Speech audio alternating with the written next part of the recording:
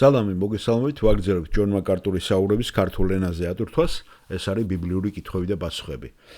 Შემდეგ კითხვა არის ძალიან საინტერესო, ამაზე მე მგონი ადრეც ახსენა ბატონმა ჯონმა, მაგრამ თვისაც არ გახსოვთ, კიდევ კარგი იქნება ამის გამეორება, რატომ სთხოვს იესო მამას, რომ აარიდოს ის სასმისი, ხო?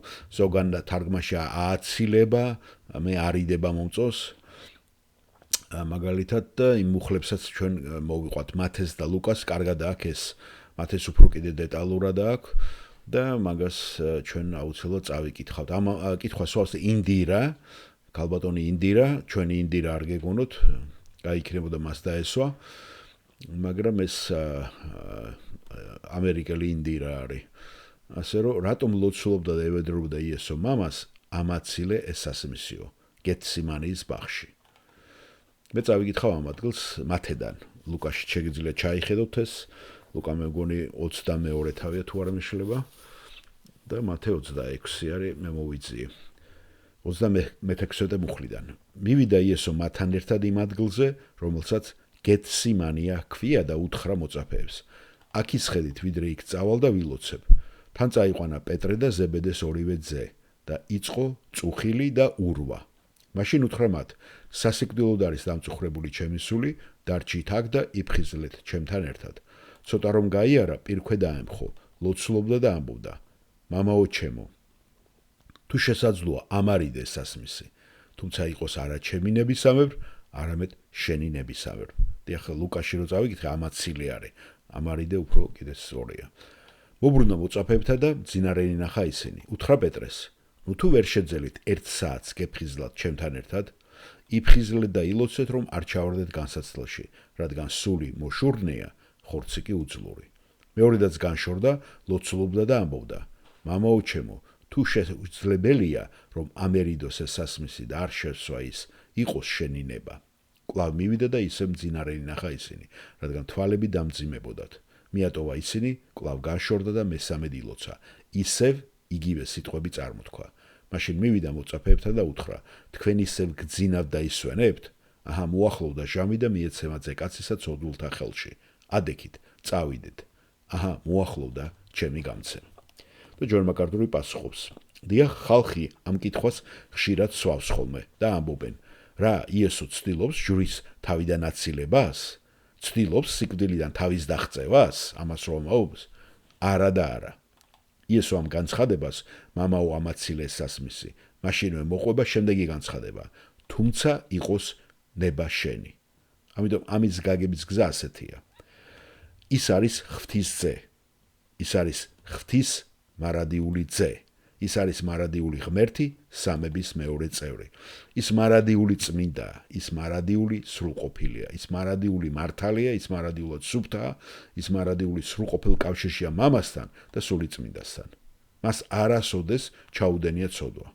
და ახლა ის ამ მომენტში დგას მამის რისხვისა და გაუცხოვების ზღვარზე, როდესაც ისჯება ყველა იმ ადამიანის, ყველა ცოდვისათვის, ვინც კი ოდესმე ირწმუნებს კაცობრიობის მთელი ისტორიის განმავლობაში. ეხლა მიაქციეთ ყურადღება ჯონ მაკარტურმა, რა კარგი ნიუანსი გაუშვა აქა. იმიტომ რომ ხო არის, რომ ესე იგი ამბობენ, რომ ქრისტე მოკვდა ყველა ცოდვებისათვის. ნახეთ, ხო არის და ნამდვილად ესე არის. მაგრამ ამავე დროს, ვინც არ ირწმუნებს, ხო? ბუნებრივია, ისინი ვერ გადარჩებიან. ნახეთ, როგორი ნიუანსი გაუშვა იქ. ვინც კი ოდესმე ირწმუნებს კაცობრიობის მთელი ისტორიის განმავლობაში. ესე იგი, თუ არ ირწმუნე, კი ქრისტე ყველასთვის მოკვდა, ყველასთვის გარდაიცვალა, მაგრამ თუ არ ირწმუნე, ისმით, ესე იგი, შენ არ შეგეხება ეს გადარჩენა. ასე რომ, იესო რო ჯვარზე ცოდვა დაამარცხა, შენ ინდივიდუალურადაც ეს უნდა მიიღო, რომ შენთვის ამუშავდეს ეს. ჯონ მაკარტური აგრძელებს. ის აპირებს განიცადოს ის, რაც სრულიად უცხოა მისი მარადიული წმინდა ბუნებისათვის. და როდესაც ის ამბობს, მამაო ამარიდე სასმისი, ის ადასტურებს, რომ ეს მისთვის უცხოა. მას ეს არ განუცდია. ეს არის მისივე განცხადება მისი აბსოლუტური სრულყოფილების, სიწმინდის, სისუფთავის და სიმართლის შესახებ. ჩვენ უნდა გაგვაოცოს ამან. გაგვაოცოს, რომ მას ეს არ ეთქვა. ჩვენ უნდა გავოცდეთ, როგორ შეეძლო ღვთის სრულყოფილ წმინდა მართალ ძეს უდარდელად, აი ესე უბრალოდ ჩვეულებრივად აეღო ეს სასმისი და მთელი ამ ცოდვების ბრიცხანება და სიმძიმე განეცადა რაღაცა პროტესტის და რაღაცა თუნდაც დაყოვნების გარეშე. და ეს პროტესტი იმის დასტურია, თუ რამდენად უცხო იყო ეს გამოცდილება მისთვის.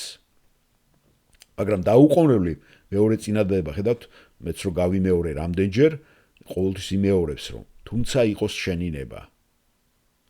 ის აჩვენებს, რომ ის მზად არის ამის გასაკეთებლად. რატომ? იმიტომ, რაც ებრაელთა წელში მე-12 თავში წერია. ამიტომ ჩვენც გვაკრავს რა მოწმეთა ღრუბელი ირგვლივ, ჩამოვიცილოთ ყოველგვარი ტვირთი და დამრკვეული ცოდვა და მოთმინებით გავერბინოთ ჩვენ წინ მდებარე სარბიელი და ვუმზიროთ რწმენის წინამძღოლსა და სრულყოფილ იესოს, რომელმაც მომავალი სიხარულისთვის ჯვარი დაითმინა. უგულებყო სირცხვილი და ღვთის ტახტის მარჯვნივ დაჯდა. დაუკვირდით მას, ვინც ესოდენ სიძულვილი დაითმინა ცოდვილთაგან, რათა თქვენ არ გატეხილიყავით სულდაძაბუნი. ანუ რატომ გააკეთა იესომ? იმ მომავალი სიხარულისათვის. სიხარული მამის ნების მორჩილებით, რაც არ უნდა ღირდეს, ეს სიხარული მისი გამოსყიდული პატარძლისთვის ფასის გადახდით. ანუ ეკლესია ჩვენ გამოგვისყიდა და ამის სიხარულისთვის გააკეთა ეს ყველაფერი. და ჩვენ გაოგნებული ვიქნებოდით, რომ უსასრულო წმინდას, რომ ეს ასე არ ეთქვა. ნუ თუ მართლა უნდა გავაკეთო ეს. ეს იყო მისი უბრალოდ გარკვეულწილად გამოხატვა თავისი ემოციისა. მადლობა მოსვენისათვის.